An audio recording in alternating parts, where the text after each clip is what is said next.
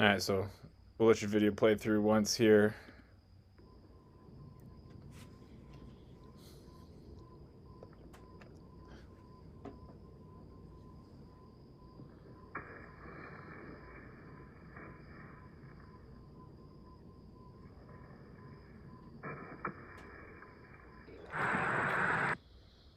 Alright, so if we take this back and work from as this leg lift is coming up. Alright, we're doing a good job getting this leg lift to come up on an angle slightly so that just our hip is out in front. But we can see here,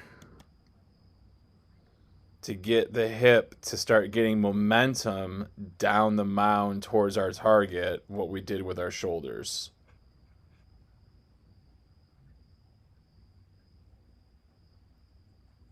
So this is the top of our leg lift, hips out in front.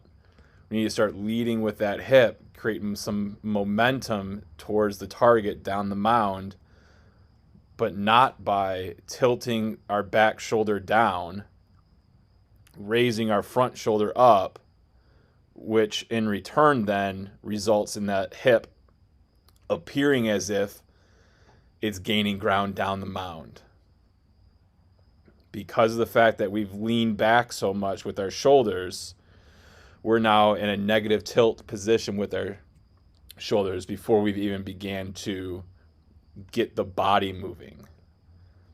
Okay, if we notice that front shoulder has not gained any ground towards the target. That front shoulder is right here, and it's going to remain behind that spot.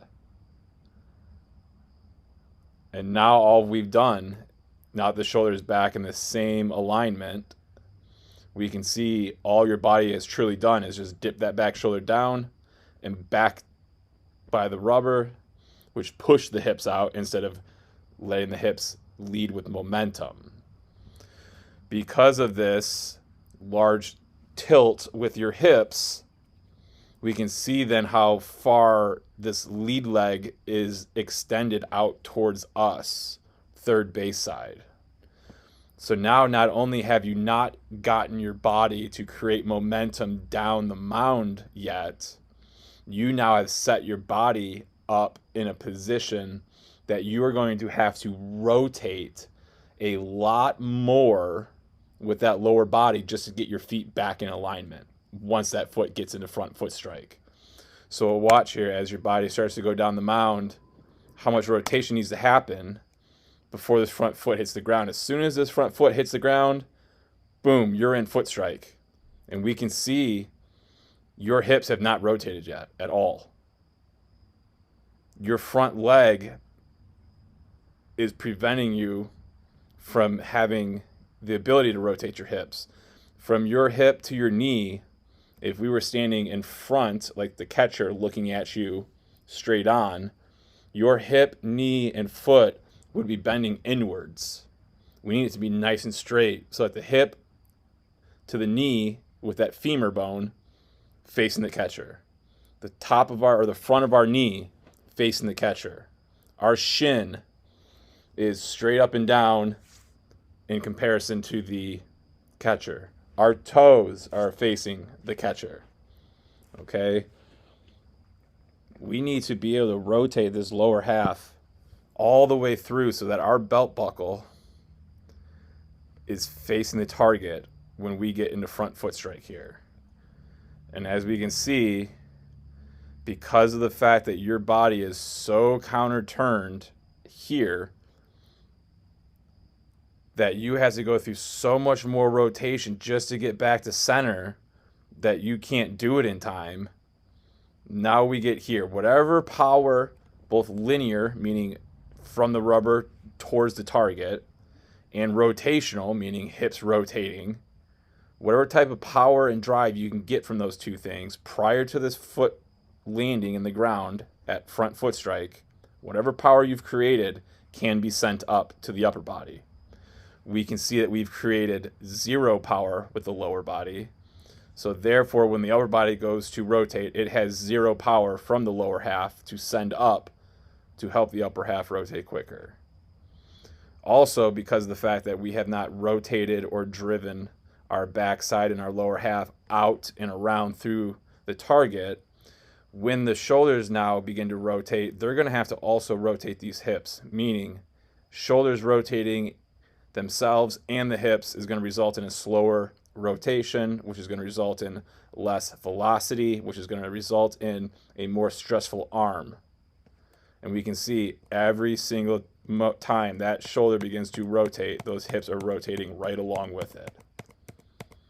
That's minimal power. You're throwing all arm, and the arm is having to go through incredible stress just to get itself rotated around because those hips have not rotated. If we also look, we're in foot strike. Let's now focus our attention to this front knee and watch how much this front knee is going to start to rotate out and around towards the first baseline here. See all that movement there? We need to get this position right here that we see in our lower body. We need to be in this position when our foot hits the ground.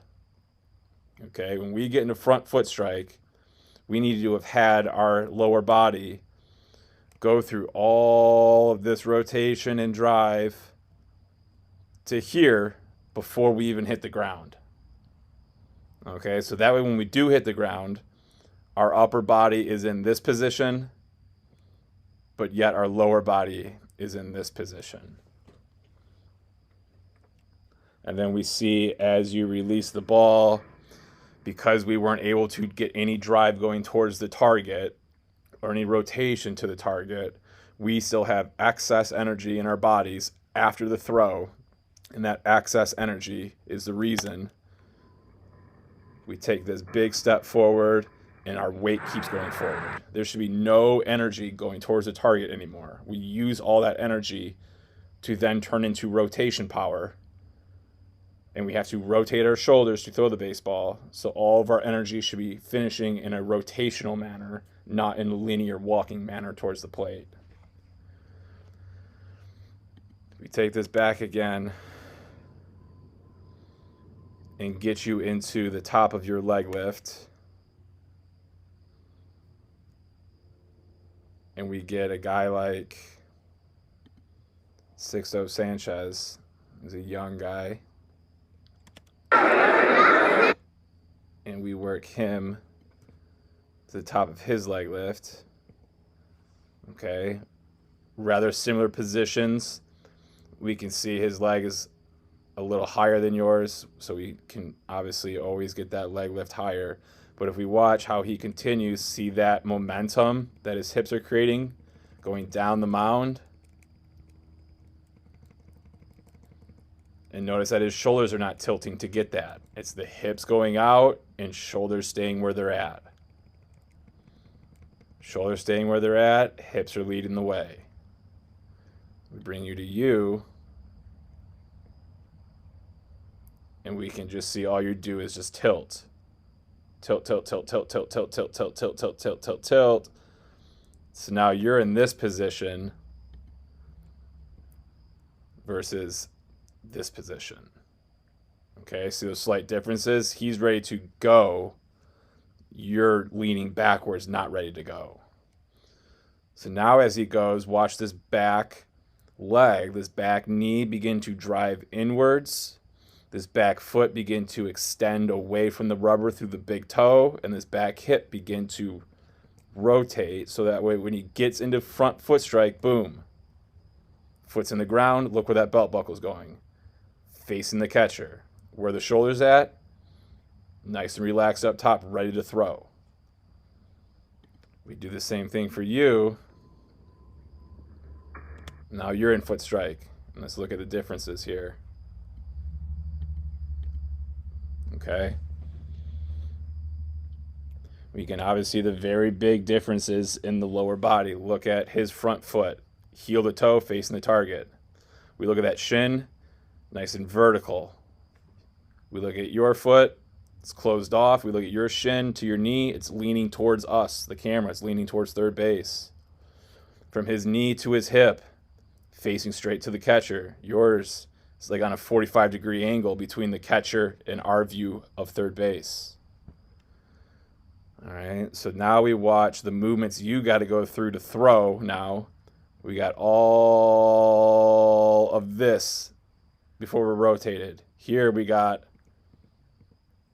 just the upper body rotating. Okay. Look, as he's doing this, watch the back foot. Drives. Back foot drives. Your back foot never drives.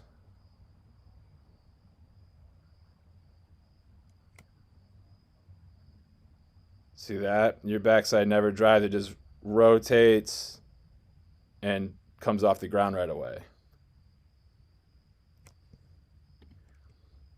Here we got that knee going in, that back knee driving in to rotate the hips, back foot rotating and driving away. So as soon as he gets in the ground, boom, those hips are fired. And now it's upper body go, go, go, go, go, go. Now watch where he finishes. Boom. It's over there. Rotating to finish versus not rotating and instead just walking straight to the target. Okay? So we got to start using that back leg to drive you out. But before we can even get there, we got to make sure that when we're lifting this leg up and we start to get the hips going, the hips do not get momentum if we just dip this back shoulder. There's no momentum. You're just leaning further away. Now there's momentum, but our weight's so far out in front, we can't drive anymore because we're about to hit the ground. We see here, hips lead the way. Hips lead the way. Hips lead the way. Now the backside needs to start driving. Backside needs to drive. Backside needs to drive. Backside needs to drive. Okay? So we need to make sure the shoulders don't dip and we start driving off that backside, keeping our weight back so that our stride can get out there. So we can get those hips rotated. So that way we can get all the way to here before that foot hits the ground. Your foot should have no problem landing where everyone else's feet are, right up in here. But we got to be able to stay back and drive off that back leg so that while our weight's back and we're driving, this foot's not wanting to hit the ground so it can go out further before it does hit the ground.